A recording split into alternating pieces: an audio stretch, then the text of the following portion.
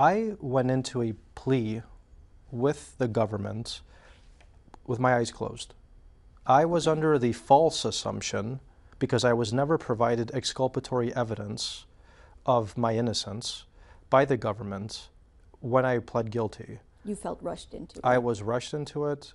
I was on a holiday in Europe with my then girlfriend in the summer of 2017, now wife, and I was flying back to the United States from Greece, going to New York, or DC, I'm sorry, and I'm essentially violently arrested at an airport by 7 FBI agents, Right. without understanding what I had done wrong.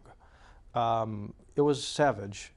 That's my opinion, and that's how I describe it in the book. So when they did detain you at the airport, you did not understand at all that they thought you had lied to them? When I was initially arrested, and I had handcuffs put around my hands and around my feet, and I was thrown into the backseat of a tinted SUV going to an undisclosed location, and my hands were handcuffed to a wall, and I was provided with snacks, and that the FBI did not provide me with a telephone immediately to call my lawyers, even though I was represented at the time, I knew nothing.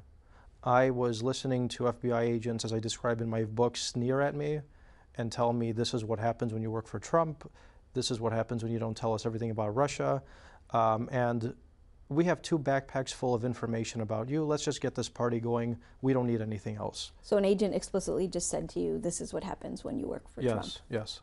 And telling me, trying to initiate an interrogation without my lawyer present, until I, snapped out of the daze I was in, jet lagged, have not slept in about 25 hours, just getting off of a plane, mustered the strength to tell them, no, I want my lawyers involved right now. Up until that point, there was no formal understanding of why I was being arrested, as I explained in my book.